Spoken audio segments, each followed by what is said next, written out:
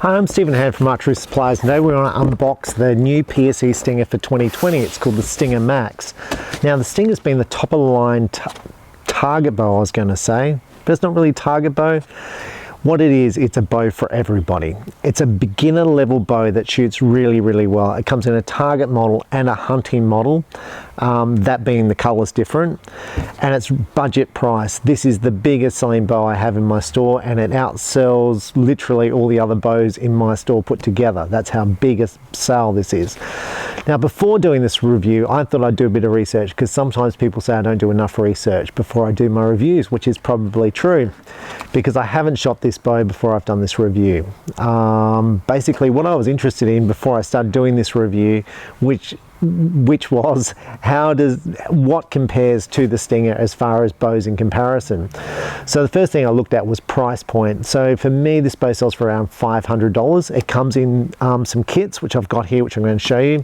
So I wanted to see what it compared to with other companies. Now Bear's got a bow called the Bear Cruiser, which is adjustable from 15 to 70 pounds, from 19 to 30 inches. Now PSE has a bow similar to that. It's called the Uprising. It's about $80 cheaper. Now the Stinger's priced above that, and what's different about the Stinger is it's a single cam and not a twin cam. It comes in 2 poundages, 70 and 55. You'll get about 30 pounds worth of adjustment on those bows, I think, maybe 25. And I'm going to show you how to adjust that. So this is how it looks when it comes. Now the colors it comes in, and if I get these colors right, I'm just going from memory. It comes in mossy oak camo, which they call country camo. It comes in a Kiwi Verte camo, which is like a snake skin. It comes in a new, I think they call it first edition camo, which is like a brownie camo, very suited to the Australian conditions, browns and sort of olive greens. And then it comes in target colors. It comes in black, it comes in charcoal, it comes in white. It used to come in fluoro green. I don't think it comes in fluoro green anymore. It comes in mossy, muddy girl camo, comes in white. Well, it used to come in white. So charcoal, white, black.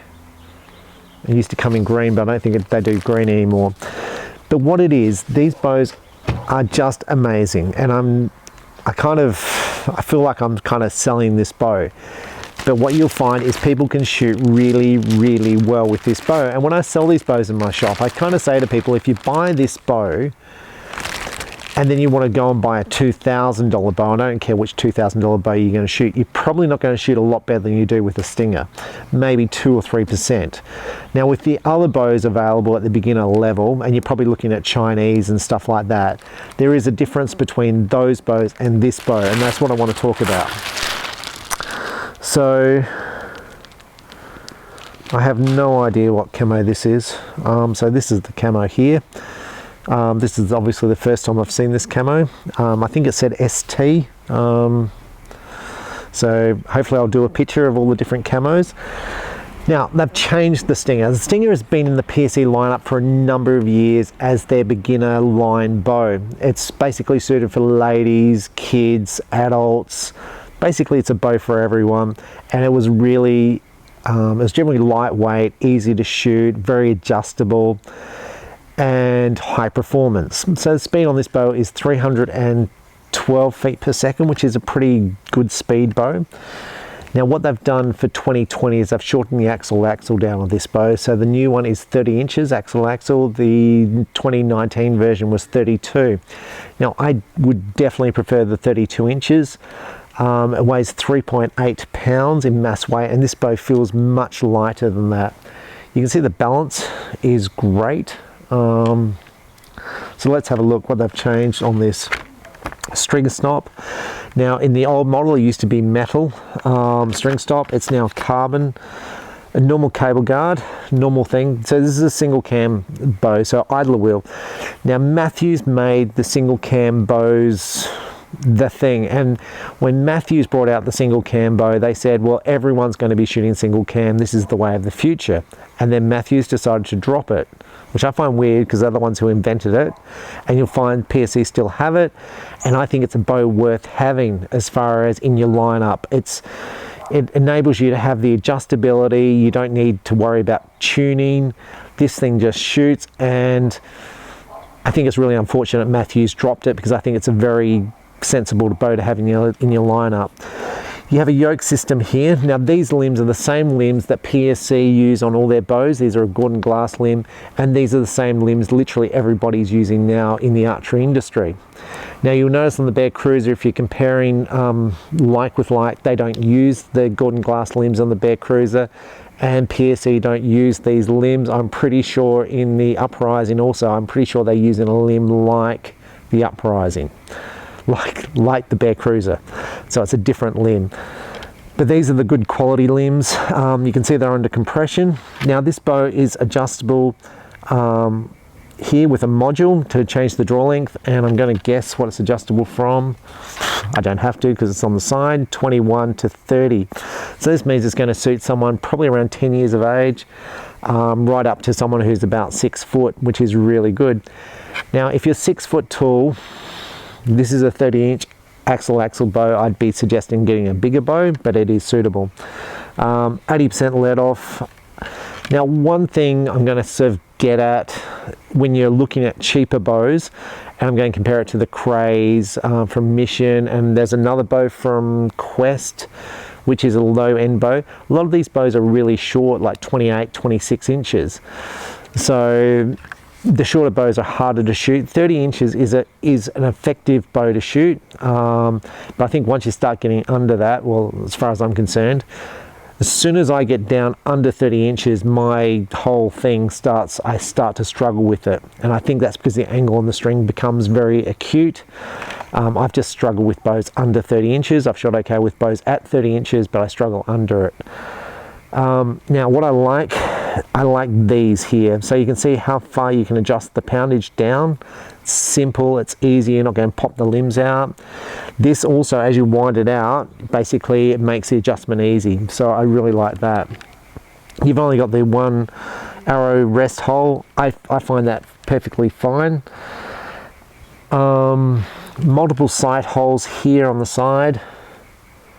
You've got, some people use this for your bottom stabilizer hole, just there. Limb dampeners, graphics on the limb. So to change the poundage on this bow, so you've got 5 pounds there. This is on performance setting, and you've got lower performance here. You just basically push it in and then move the cable out. Now to do that, I wind the bow poundage down so these cables come loose, and I can physically move it. So you've got the module here you adjust, A being the longest draw length, P being the shortest, each letter being 1/2 inch, and you also adjust the draw stop here. Now to do that, you need a hex Allen key with Torx on it, which is the staff system, and it's a very simple thing. You don't need a bow press to do it.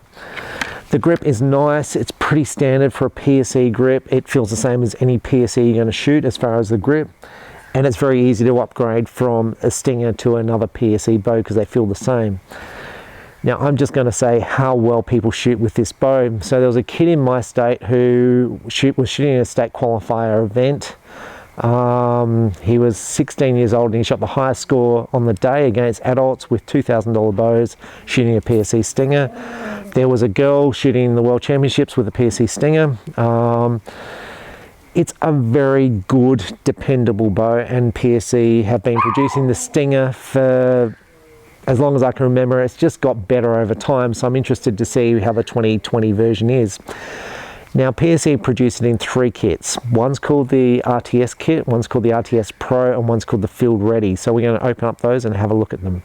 Now if you own an archery shop and you don't stock PSE, which is fine, it's your choice, I just think you're making a big mistake. And I'm not saying this because it's, you know, I'm pushing PSE.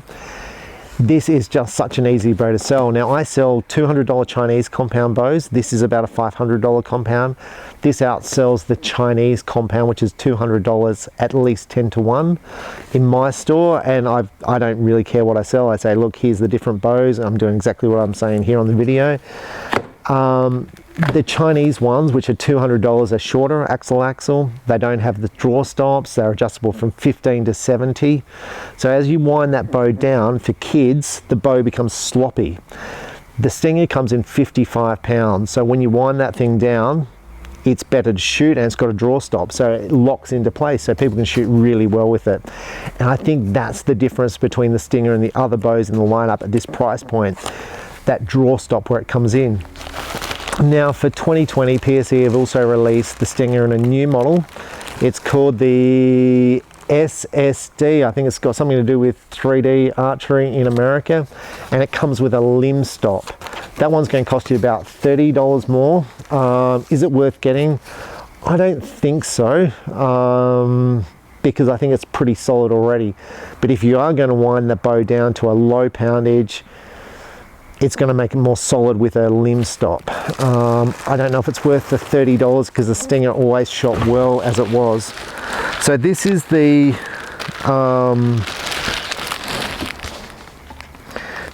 normal kit from PSE.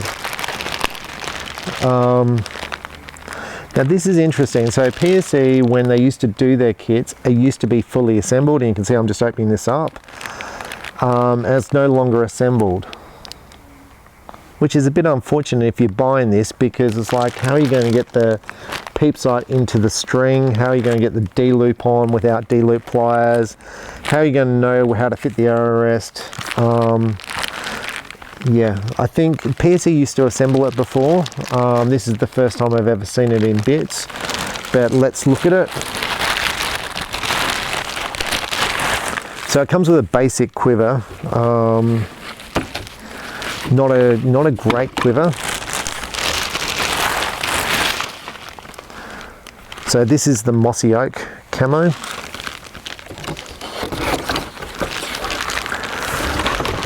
Now you have to look how much more the kit is. So if you're going to buy the kit, you're going to need to fit the kit or pay the shop to assemble the kit. It comes with a whisker biscuit. We're going to just open up this kit. Or if a shop's going to do it, they're going to have to set this up for you. So it comes with a whisker biscuit. These are new from True Glow. So in the past, Trophy Ridge had the exclusive for the whisker biscuit arrow rest. I think that patent must have gone because True Glow is now producing them.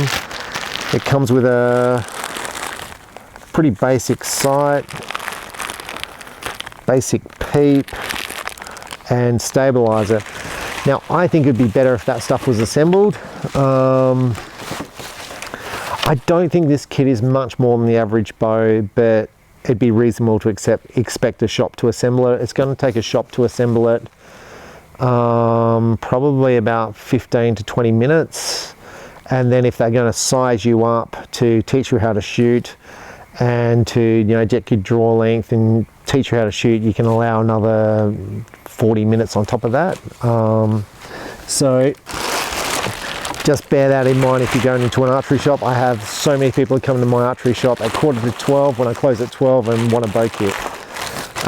And there's been no one in my shop all day. So right, so this one is the RTS Pro kit, and this one is in the ST camo. This camo I really like. It's new for 2020. So this comes with a better quiver, dual arrow holders on it. So it's a better quiver than the basic kit. So here's all the kit. So I think it comes with a better sight. Comes with a drop away arrow rest. Once again, not fitted. Now when you're fitting a drop away arrow rest, you need to fit it for your draw length. So if you change your draw length, you need to change your setting on your drop away arrow rest. So this is the ST camo. This looks a bit different. It looks like the first one. So I find this a bit different. So in 2019, PSE used to have the kits all assembled. In 2020, they're obviously not assembled. So that's the RTS Pro kit not assembled. So bear in mind if you're buying this, it's not assembled. And check out the price. I haven't done the numbers before doing this video. on which kit was better value. But if you do buy the kit, you're going to need to buy arrows, you're going to need to buy a release aid. Now PSE also has a field ready kit, which I hope's all built now. I don't know. It does come with a soft case, and it does come with a release aid, and it does come with some PSE arrows, so that one's ready to shoot. Well, I assume it's ready to shoot. These used to be ready to shoot because that was the whole thing with the kit. Kind of makes it interesting for the shops because you can take that kit and now put it on other bows, but I would have preferred these to be assembled. So in the next video, we're going to put together a Stinger, shoot it through the chronograph and shoot some speeds with it. So I'm Stephen Hand from Archery Supplies. PSE Stinger, I think, is one of the best value for money bows in the archery industry, and it shoots really well, very dependable, and it's backed by PSE, which I think is one of the best companies as far as customer service there is. Just really, really good. And yeah, if you ever have a problem, they fix it. I haven't had a problem where they haven't fixed. So it's kind of stress-free for me dealing with PSE, and I like stress-free in the archery industry. I like stress-free. So anyway, the more you shoot, the better you're going to shoot. So put your time into the shooting, and if you're going to get a PSE Stinger, you're going to shoot perfectly fine with it, I'm pretty sure. So if I could choose between the 2019 and the 2020, I do like the 2019, but let's do a review of it. I haven't actually shot the 2020, and let's see how it compares to the 2019 version, which is 2 inches longer. So anyway, thanks for watching, and enjoy your archery.